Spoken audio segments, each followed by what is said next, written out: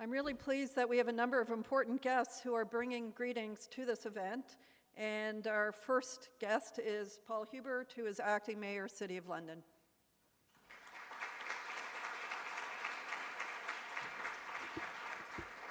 I'll raise the mic up a little bit. Is that okay, Vicki? Well, it's a pleasure to be here on behalf of my colleagues at Council, and I thank you for the invitation for being here today. But truly, refugees, newcomers make London the rich, the vibrant, multicultural city that we have come to know and appreciate very much. For many Londoners, City Hall is where Council makes decisions about the future of our city. And it's kind of a symbolic and special place in that respect.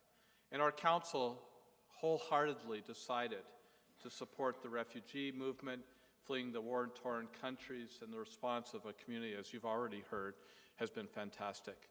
I would love to give some thank yous out this morning, but this gentleman has thanked everybody, so I think I'll let that go.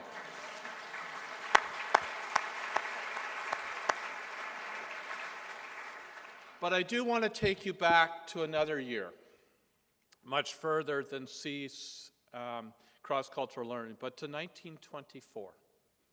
In 1924, there was a woman who arrived in the city of Kitchener-Waterloo with 11 children. She was fleeing a war-torn Europe in the ravages of the end of the First World War. Her husband had been assassinated, they had lost all their property, and she was a single mother with 11. She was sponsored at that time by the Mennonite community of Kitchener-Waterloo, and they began a new life. The supports that we all are celebrating today and working on didn't exist in those days. That woman was my great-grandmother. That was the grandmother of my father. And so in this room, we were all just one generation, maybe two, removed from being a refugee. Thankfully, the 11 children did well. Many of them went to university. My great aunts worked in the factories in Kitchener-Waterloo and lived right down King Street. Now they'd be actually living right on the rapid transit line. They would have been slightly ahead of their time. I wish they still owned the house. Could be worth a fortune. But they prospered. And they became Canadians. And they contributed to our society. My grandfather became a Toronto Maple Leaf fan to his dying days. My father continues the tradition, as do I. But they became Canadian. And that's what we're here about today.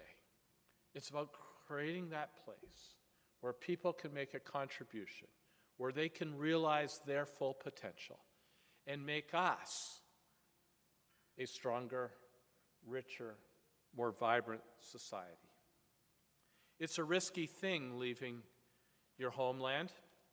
I've done it, living in Latin America for 7 years. And by the way, when I came back, my children were in the ESL. Because while we spoke English at home, they spoke Spanish at school. And so we have been a part of that journey ourselves. And so, as Muhammad Ali said, service to others is the rent you pay for your room here on earth.